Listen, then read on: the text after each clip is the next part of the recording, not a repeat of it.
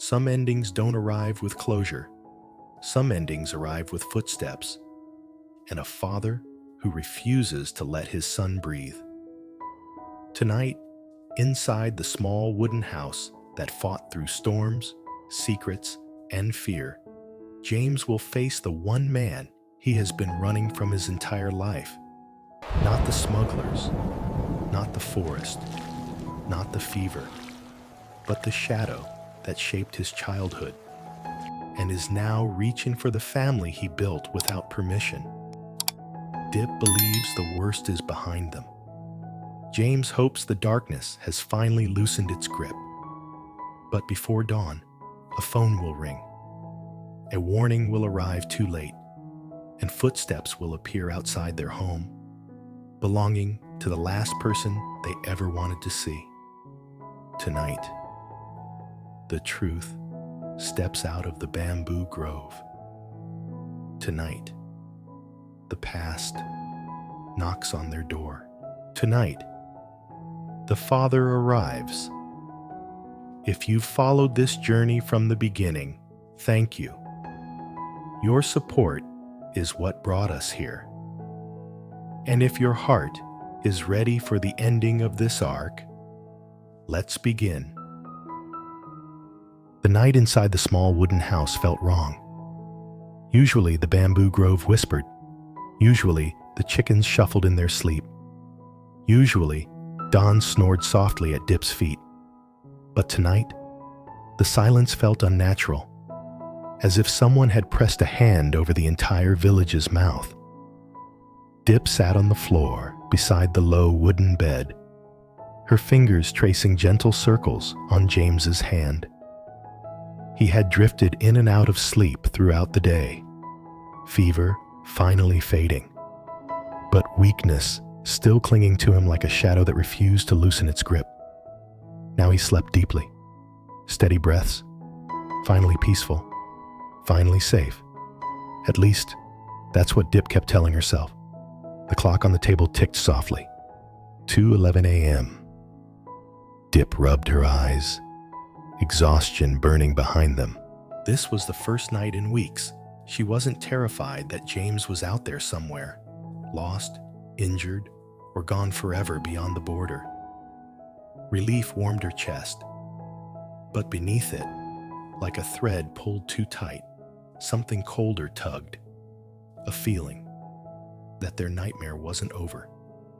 She reached to adjust the blanket. Rrr, rrr. Her phone vibrated on the wooden table. Diep froze. Nobody called at this hour. Hospitals didn't. Neighbors didn't. Officer Lee would never call unless... She grabbed the phone. Unknown. Caller Vietnam. Cambodia signal route. Her pulse stumbled. She pressed answer. Hello? Diep whispered. Nothing at first. Just static. Then, a slow, deliberate exhale. Diep's skin prickled. Who is this? She asked, forcing the words past her tightening throat. The voice that slipped through was distorted, but unmistakably male. Soft, controlled, and chilling. You think he came home alone? Diep's breath caught. Her eyes darted toward the door, the windows, the pitch dark outside. Her voice trembled. Who are you? Why are you calling? No hesitation. Tell James. His father isn't finished. Every drop of warmth drained from her body. James's father, Trần Sơn, the man who haunted James more than smugglers, storms, or hunger ever had. Diep's fingers shook. What do you want from us? Another long exhale, almost amused. He took something that never belonged to him. Diep stiffened. Took what? Silence swallowed the line. And then, click. The call ended. No history, no number, no redial. Like a ghost that only needed to be heard once. Diep stared at the dark window, half expecting to see a face staring back at her from the bamboo grove. Behind her, the bed creaked. Diep! James's voice, soft and groggy. She rushed to him. Did I wake you? Are you hurting? Lie down. James blinked slowly, as if surfacing from a far, heavy dream. "You're shaking," he murmured. "What happened?" Diep opened her mouth and closed it again. She wanted to tell him everything, to scream the truth into the night until it shattered. But James had barely survived the journey home. He had barely survived the fever. His body still trembled from exhaustion. How could she tell him his father was coming? Diep forced a thin smile. "It's nothing, just a wrong number." James didn't believe her. He pushed himself up on his elbows, jaw tightening. "Diep, don't lie to me."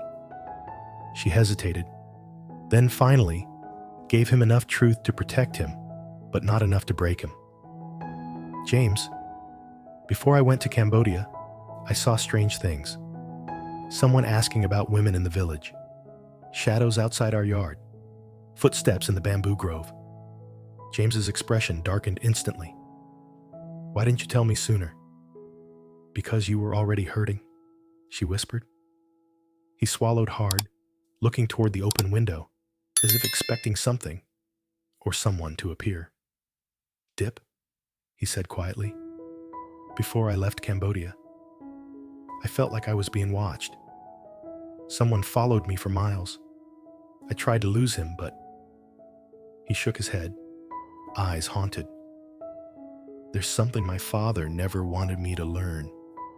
Something he's still trying to bury." Diep took his hand. "Then tell me everything." James hesitated, truly hesitated, as if opening a door he spent a lifetime keeping locked. Finally, he exhaled. "Diep, when I was a kid, my father sent someone to follow my mother." Diep's heart sank. Why would he do that? James stared at the floor. Shame and fear tangled in his expression. Because she tried to leave him, and she wasn't allowed to. Diep covered her mouth. James continued, voice barely above a whisper. "Anyone who tries to walk away from him, anyone he thinks ruins the Tran family image, he hunts them down." Diep felt her stomach twist. "James, is that why you think he's coming here?" James didn't answer. He didn't need to. The bamboo grove outside rustled, not like wind, like footsteps moving through leaves. Diep jolted, heart hammering. James squeezed her hand tightly. "He's coming," he whispered. "I knew he would." Diep turned toward the door. Dawn stood stiff at the threshold, fur raised, growling low into the darkness. Outside, a shadow moved along the bamboo line, and then another. Lee's outline appeared in the yard, pacing slowly, hand near his belt, scanning the trees. Something had changed. Danger was no longer a rumor, no longer a distant threat, no longer a memory whispered in fear.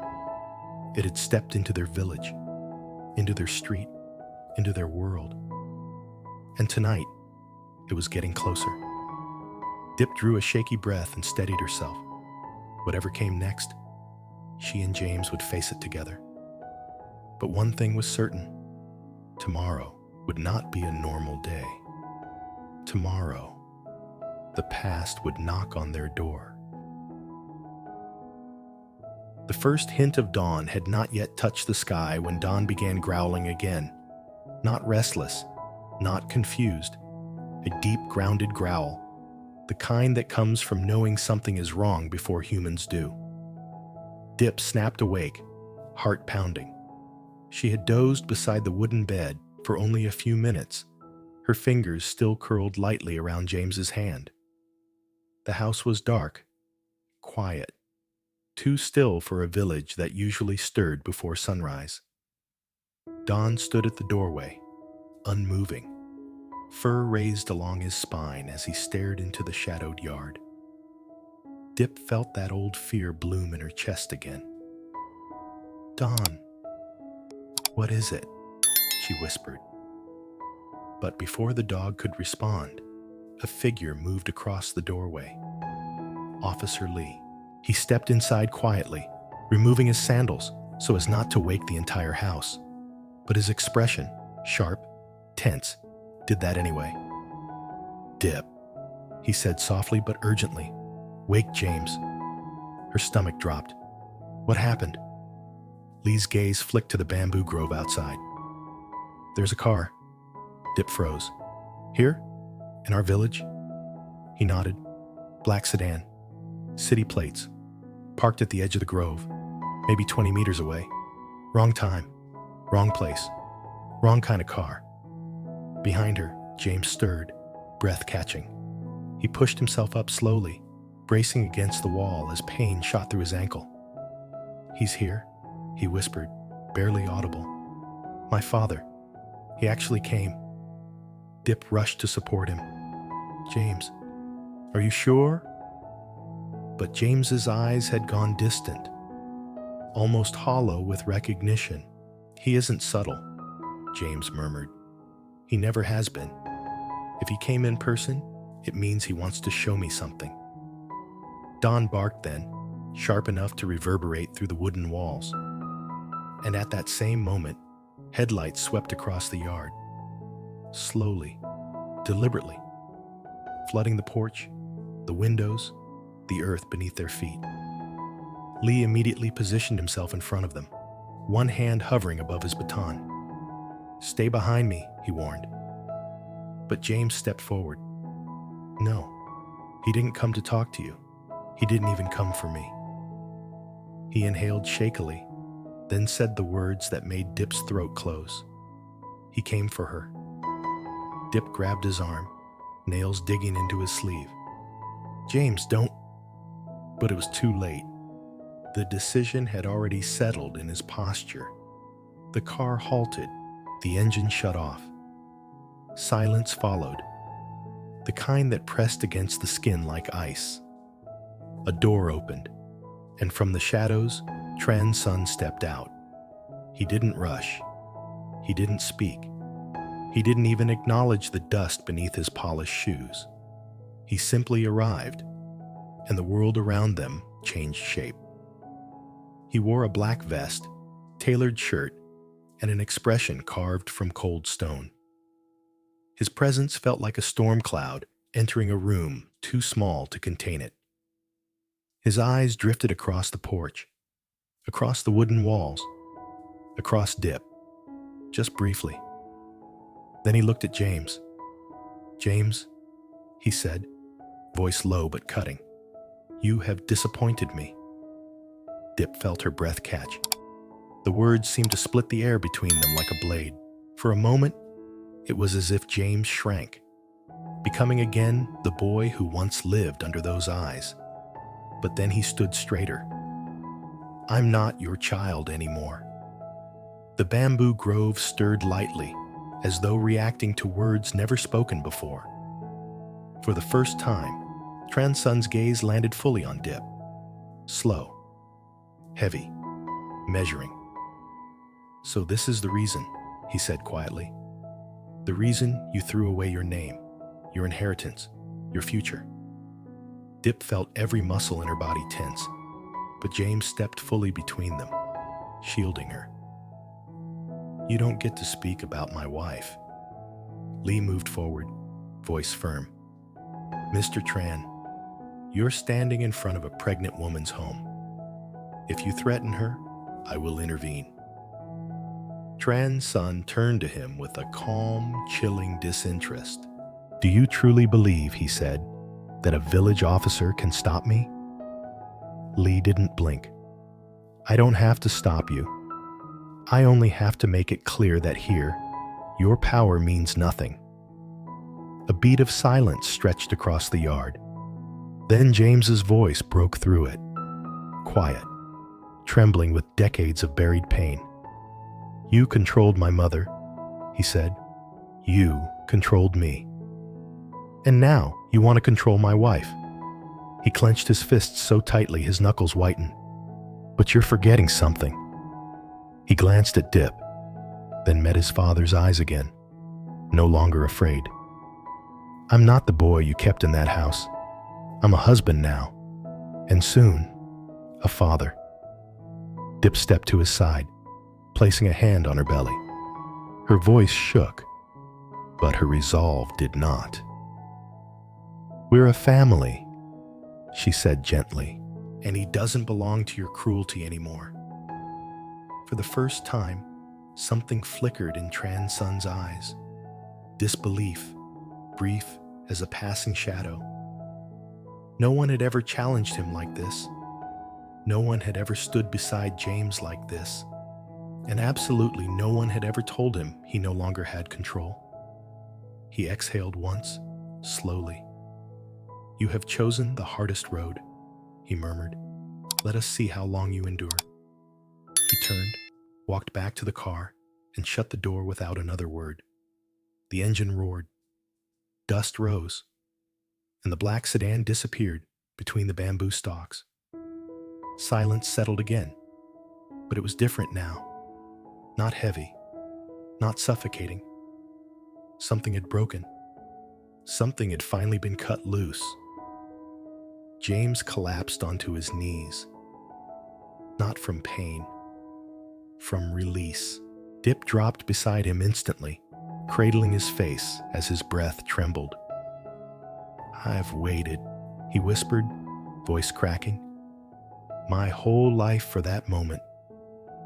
Diep pressed her forehead to his. "You never have to face him alone again."